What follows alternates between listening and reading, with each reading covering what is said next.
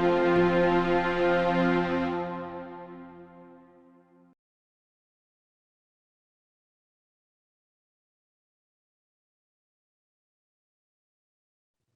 afternoon and welcome to Ask Resource, Ask an Expert with Melissa Timmer. We're so excited to have Melissa with us this afternoon to share her story and her journey as a family member around her kiddo, Bryce, and the journey that they have started with him actually at a young age, moving towards the supports he has with inside his home environment.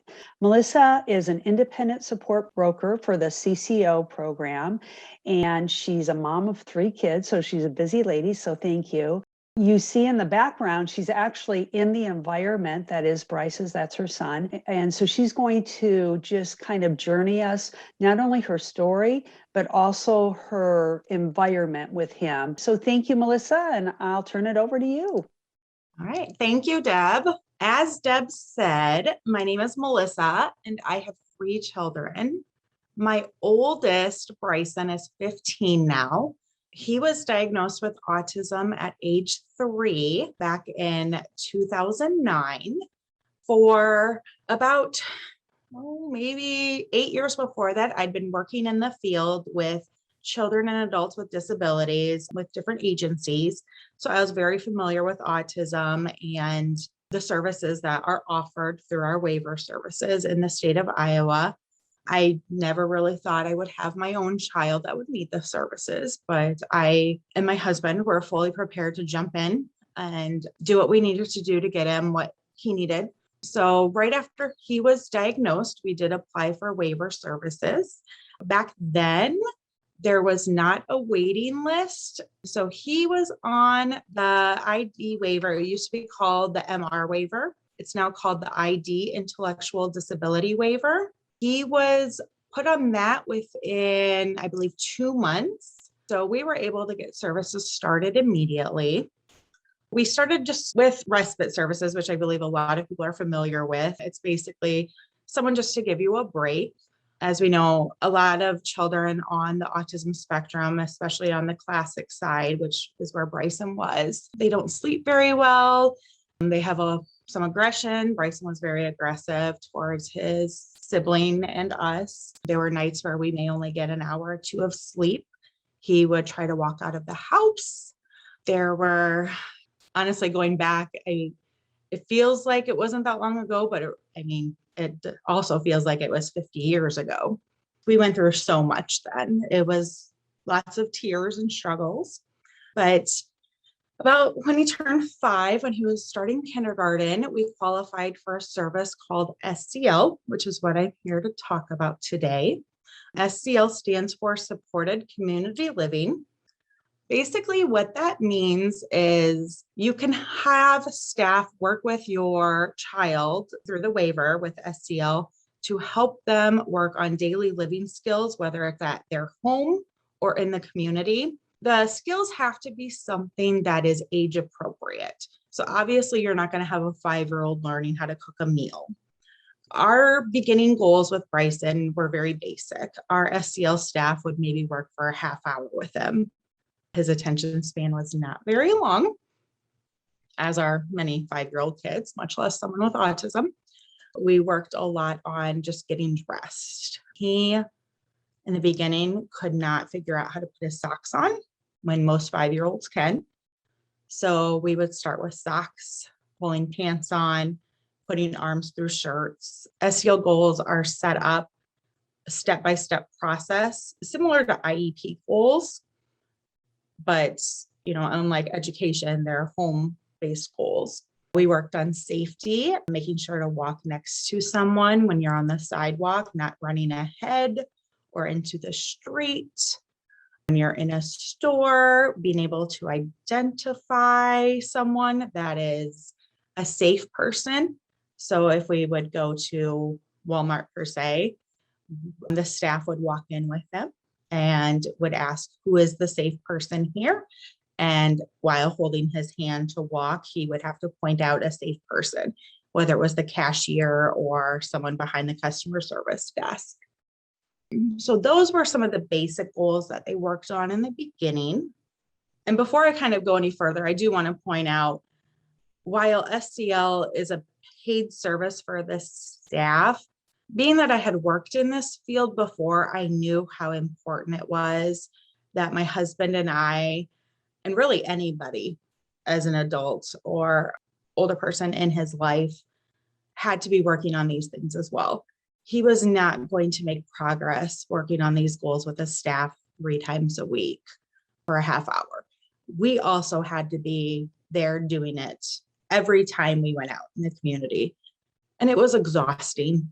I also had a girl that was 2 years younger than him, my daughter. Having them both somewhat being developmentally around the same, it was very, very tiring. My husband worked a lot of hours at that time, but if I wanted to see progress, I had no choice. Of our trips to the store took longer than I wanted them to take, or were more intensive than I wanted them to be. But that's what I needed to do if I wanted to see my child make progress. Fast forward a while, we are now 10 years down the road. He is 15. I could talk for hours about the progress that he has made, not just in SCL purposes, but he used to be nonverbal until he was 8, 9 years old. He is now verbal. He does not use a communication device anymore.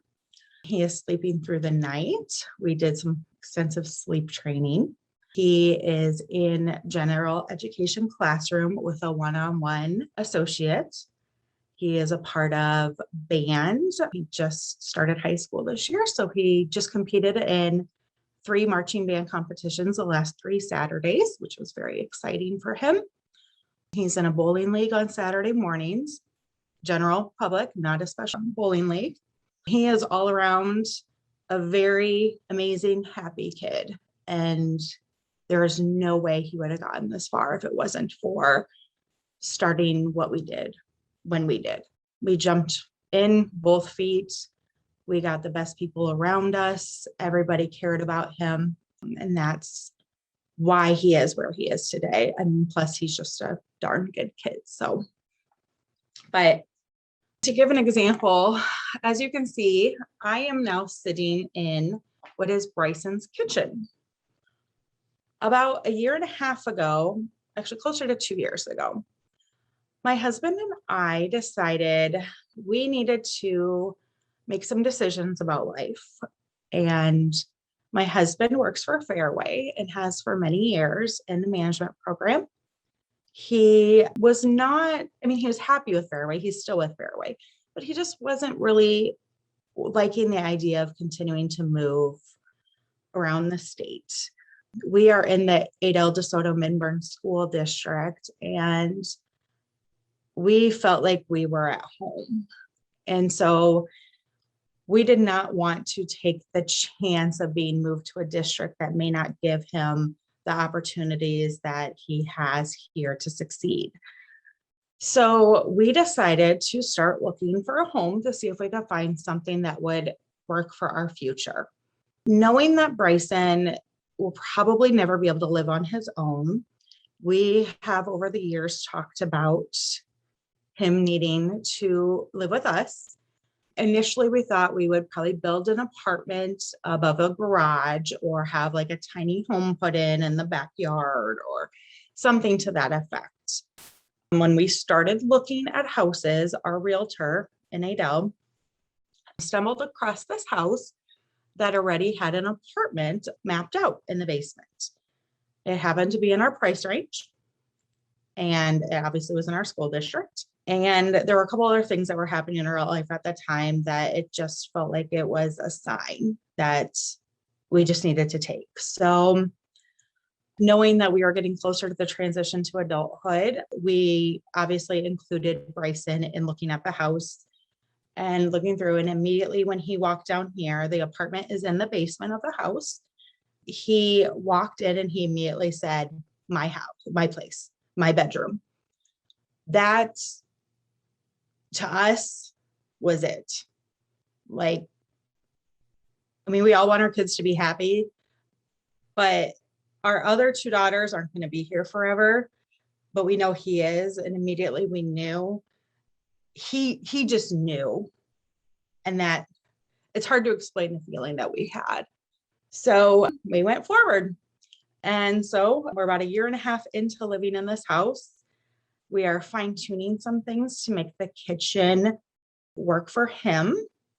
And the reason why the kitchen is a main priority for us is because Bryson, over the last 10 years of working on goals, has conquered more goals than some of our case managers have ever thought he could. We are always having to come up with new goals. And I think part of that is because, well, he's a hard worker, but we don't really give him a chance not to be. We are doing things with him as well as his staff. Like I said earlier, if you're not going to see progress if you're not all working on it. So he's went through and conquered all the bathing, the safety crossing the street, safety in stores, identifying. We finally conquered tying shoes, even though his fine motor skills are not very good. But we have one amazing staff that found, I think it was 3 different ways to tie shoes, and she found the perfect way that was for him, and he can finally do it. Social skills. I can tell you my kid with autism is probably one of the most social people in the world. Now, we've been working on that for so long. So we are now to the point with transitioning to adulthood that we need to work on things that would be, being able to take care of himself. So if my husband and I are gone for an evening, he needs to know how to make himself food. He needs to know how to do his own laundry, make his own bed, clean, those different things that typical 15 and 16-year-olds would know how to do. Hence why we have the kitchen. There are some modifications in the kitchen that we have made because we do not feel that Bryson is understanding so much of a full stove and oven. We did take that unit out, and we have a toaster oven that is easily unplugged that he can see, so we don't have to worry so much about safety purposes. We also have a hot plate that will turn off on its own if it gets too hot. So that's a good plus too. As you can see, we have our mini fridge for him to keep his items in. Microwave. I mean, he's got the full sink, all the cupboards, everything. And actually where I'm sitting right now is a little living area that we just created. So if he does have a friend over that he makes dinner for, or they want to come over after school and watch a movie, he has a living space, not in his bedroom, that they can watch. Right next to the kitchen is the laundry area. And while it's actually part of the house as well that we use that, it is still what we consider part of his apartment. He has rocked it with laundry. It used to be every Friday. He would do his laundry with his staff since they get out of school early on Fridays. He no longer needs that help with laundry. So he does it Friday morning before he even goes to school. He tells me it's my laundry day, and he already puts his laundry in the washer. Then when he gets home from school, he's already putting it in the dryer. So when his staff gets here, the next step we've started of his goal, because he's conquered his clothes, is doing his bedding and towels. So now he's moving on to the next step of independence there. So as you can see, his SEL goals are building on each other. The beginning was just getting the laundry into the washer, putting the pods into the washer, but he did all of that over a year. This next step, he is moving completely on to other things in the house. When I talk about cooking, I don't want you guys to think that he can cook a full meal on his own. That's far from it. He needs full assistance. He is learning a lot of chopping skills, with a knife. Obviously, for safety, we need to be right there next to him. But we're trying to work on a variety of skills in the kitchen with him. Whether it's stirring eggs, cracking eggs. I'll just tell you right now, he loves eggs. So he likes to focus on those. So we picked a few different ways that you could cook eggs, and he would work on that for a little while until he conquered that. Then we started working on chopping different things. We started with soft items so he could work with a table knife then moved on to a sharp knife. Then we worked on putting items into the toaster oven and then taking them out. So as you can see, it is a complete step-by-step. We had to plan this all out. We needed the right staff that understood all of this and is reliable, isn't one that's going to flake out on us. She is always here every week, making these steps with them, plans with him, and is always encouraging him. Like I said, he can't make a full meal, but he can definitely run that microwave like no other kid can. So, and I know that we have a couple chats here. Someone asked, what recommendations do you have for parents to be involved in creating SEL goals? A meeting with your case manager every year to create SEL goals is just like an IEP meeting for school. You have to be involved. Like, there's no other, in my opinion, no other choice. A case manager should not be making those goals for your child. You know your child the best. So as your case manager can give you examples, of course, and they'll know what can be worked on and what can't be worked on depending on age of your child.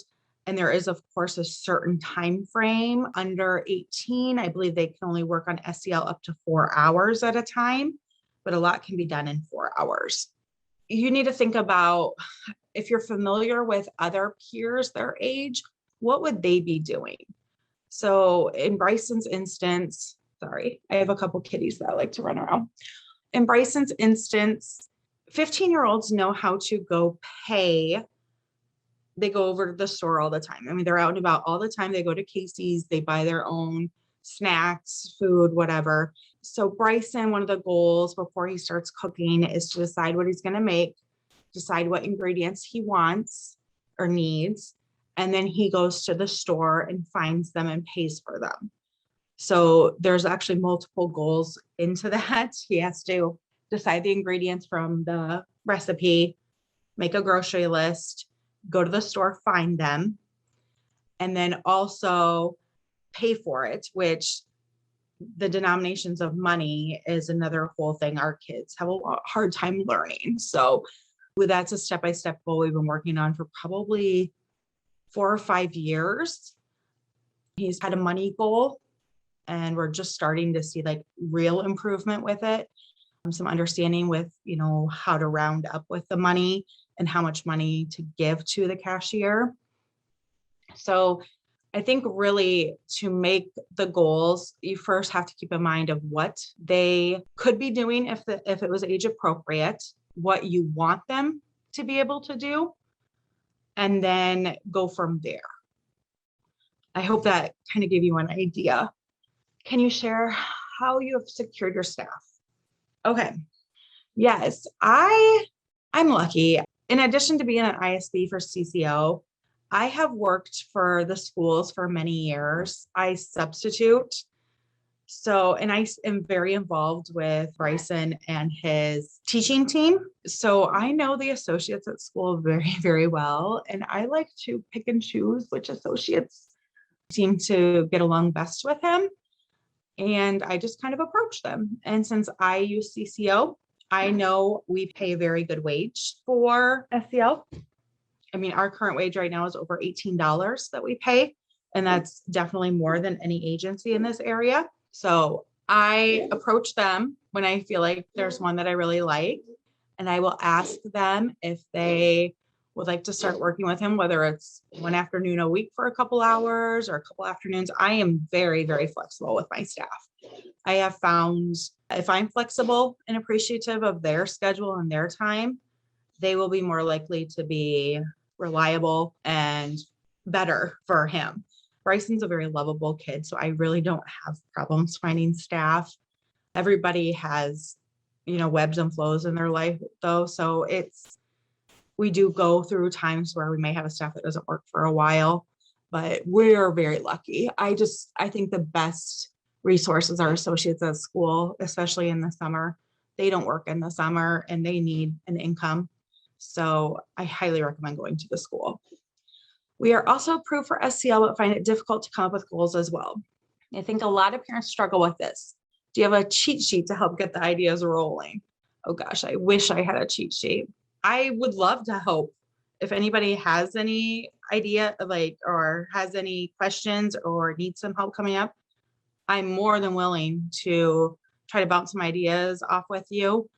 I have a few other parents that I communicate with that I ask for ideas as well. I think if you can find a group of friends, whether or like I have a Facebook group that we talk a lot. Some aren't even in the state of Iowa. That's just like, hey, what is your kid working on right now that, maybe Bryson should be doing at this age? That might help. I've never really thought about writing all those things down. I know all the things that Bryson has worked on over the years, and that's where your case manager, they have work under a team as well, whether it's through AmeriGroup, Iowa Total Care, Child Serve, DHS. They work with so many other people that if you're running out of ideas, they should be able to easily email their coworkers and say, I have a 15-year-old. This is what they have been working on. What is the next step you feel like they should? And they should be able to get ideas as well. If you're looking at for the older kids, one that I've been noticing, like older kids and young adults, volunteering. It's super important to get anybody out and volunteering. I think that's something that's kind of went to the wayside in our world, but we can help them with volunteering. So that could be part of an SEL goal. Whether if they love animals, they could volunteer at the Animal Rescue League or another volunteer pet area. It could be as simple as going and just stuffing envelopes for mailings, or going in and doing their laundry, or they always have something going on. Other ones, exercise goals. Many of our children nowadays are stuck in front of video games, so maybe they need encouragement to do exercise. So it could be encouraging an exercise goal and staying active. So hopefully that gives you an idea. Really great ideas. And you're right. You have to take where the child is and look at what their needs are in comparison to the typical peer. But wouldn't the school IEP team be also a resource that you could reach out to so that you're kind of connecting the dots? I'm wondering if that could be a viable place to go and visit with the school's social worker on the team, or the school psych, or the teacher may have other kids that are similar. So would you recommend that? Yes. For anyone that is still in school, I think that's a great idea, because obviously school is not just about education. They'll see those social skills that may be lacking, or safety skills, because obviously the younger, they still go on field trips. So maybe they're noticing the kiddo is running away from the group. Well, we could be working on that at home and in the community with our SEL staff. I mean, they could be working on fine motor skills as well. Another one that we've worked on at home is learning address and phone number. So he needs to know his address. He needs to know our phone numbers. For the longest time, he did wear an ID bracelet, but we no longer have that on him because he can verbalize that information. So that's another thing. Practicing verbalizing that and writing it down is something that is important. And a lot of IEPs, a lot of good teachers will tell you those things. They'll want to involve both home and educational. They'll want to know a lot about your kid. So good point, Deb. Yeah, thank you. I think we've got a couple more questions in the. Let's see. How are you allowed to do that? So 1325. So I'm not sure if you are paying through CCO or not, or if you're through an agency. So if you're through an agency, there is a limit. So this is going to go into a whole other, yes, you will need to question that. I'm not sure who your ISB is or who your case manager is, but everybody is a little bit different, their budget. So if your budget is a smaller budget, so say you only have 15 SEL hours, you'll have a total budget number, but they'll have to subtract that fee for Veridian and the fee for your ISB first.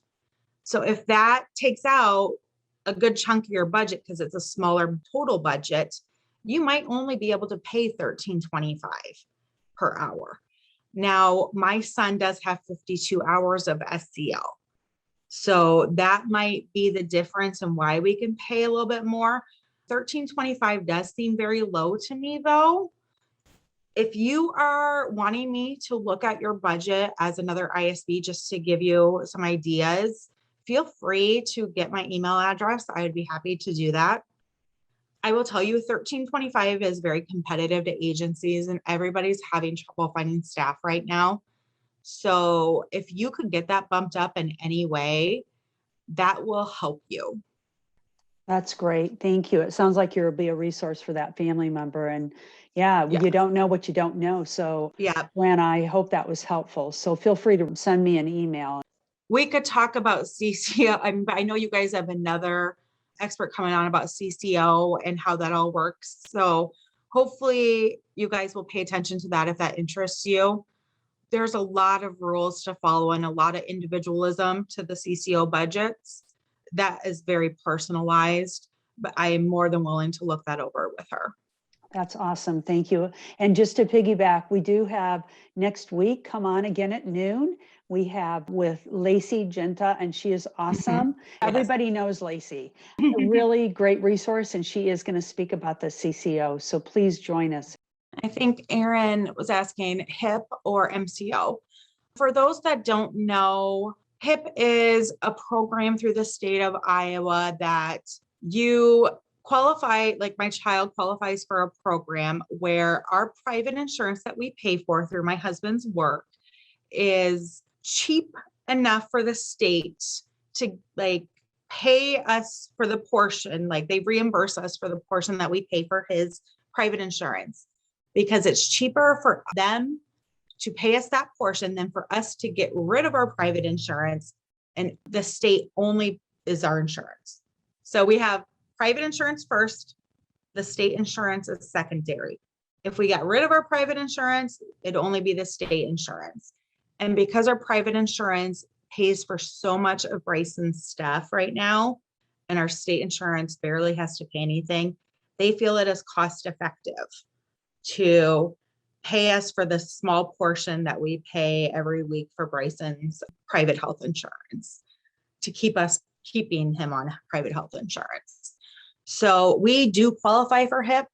Every year we have to reapply for it and we cross our fingers every year that we still, and it's not because of the reimbursement, because it's not that much, but we have a great working relationship with our case management through ChildServe.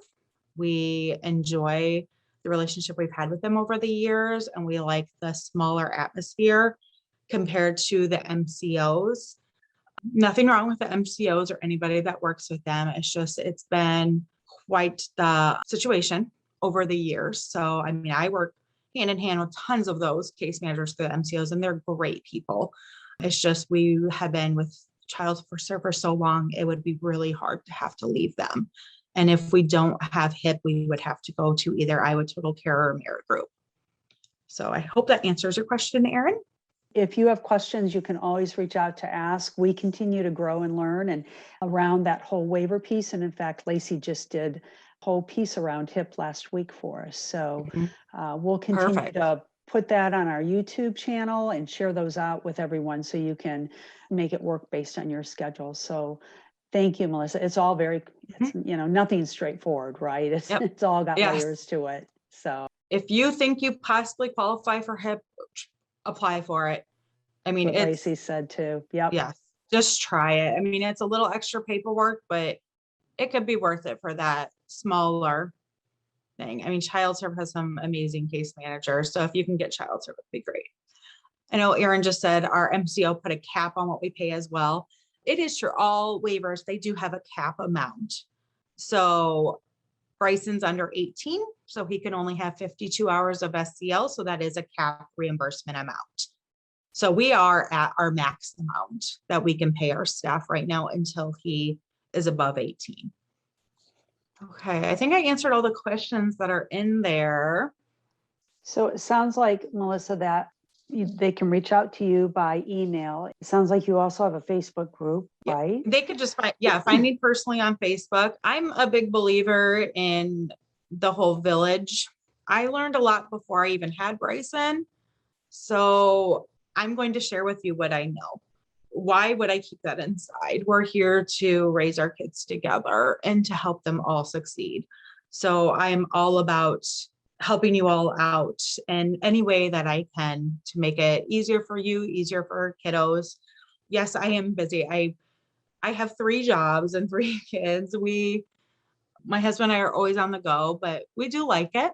It's challenging at times, but I hope it's showing our kids that we work hard for what we do, and it shows them that being involved in the community and not taking things for granted is important. I know someone just said, yes, I am an ISB for CCO. I have actually just got emailed about 3 more clients Friday. So I'll have, if those 3 come to me, I'll have over 100 clients now.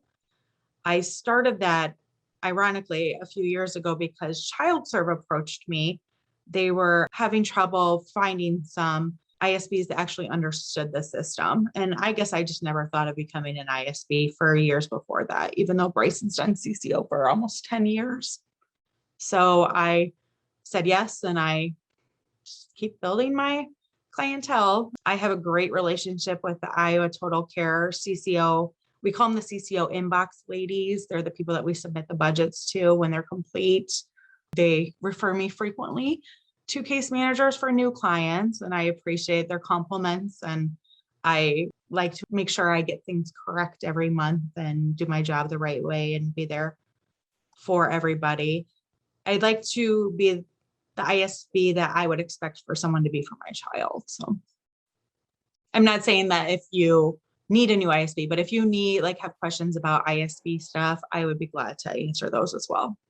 Well, I don't know if there's any other questions out there. I think this has been very beneficial. More connections for everybody is what I'm hearing. Connecting and just helping each other. Again, reach out to us and we can connect you with Melissa, or we can connect you to other people that have expertise in this area, because it is a lot of layers to it. And if somebody's gone first and figured out things, then use their expertise. And the one thing that, being in this role, I've had the privilege of meeting so many amazing family members that just want to pay it forward. We get that strong sense from you, Melissa. And so thank you for offering that.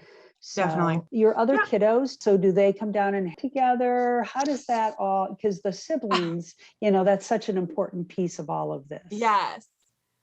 Okay. So I was speaking of the one mostly because they're 2 years apart, Aubrey. So Bryson's a freshman, Aubrey's in 8th grade. They're actually very close. I always say that, I think a lot of us say this with special needs siblings, that they're probably going to be a teacher or something in the field someday, but she is phenomenal. Even to this day, sometimes we can't understand something he may say, and she yells it from her room across the house. She can decipher anything. She used to be used in therapies, not specific his, but other kids' therapies going on at his therapy places for social skills and other things. They would just want to use her while he was there for his. But she's amazing with him. It's like I said, SEL is not just for when the staff is there. So Bryson obviously helps me cook dinner other days and is in the kitchen with me, as well as my other kids. So her and Bryson will be in there cracking eggs together and whatever. And you'll hear her going, "Good job, Bryson. I can't crack eggs that good." And yeah, she's a great cheerleader for him. My little one, I haven't spoke a lot about her because she's only 5. She was our surprise baby. She adores her big brother.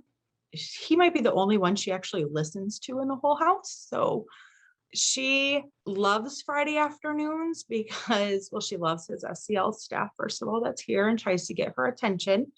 But she gets so excited about what she gets to taste test. Of course, she prefers that they're making a dessert every Friday. But the last few times they've been making dinner for Friday night that we warm up. So it gives me one night I don't have to cook, which is fabulous. That hasn't been as exciting for her, but she does a great job of taking part. Like at the dinner table, we'll ask him, "What ingredients did you use? And how did you cook this today?" And she likes to pretend she's on a cooking show with him. And yeah, it is. They're very involved all together. Very, very good. That's awesome. Thank you for asking. They'll like to know that they got a mention. Yeah, of course. They're part of the journey in the village. So siblings play a big role with all kiddos. So that's awesome. Yeah, we are lucky. We are lucky. Well, thank you again for joining Ask an Expert, Melissa. We're excited that you shared your story and some really good insight. Again, Ask an Expert with Melissa Timmer, and have a great rest of your day. Thank you.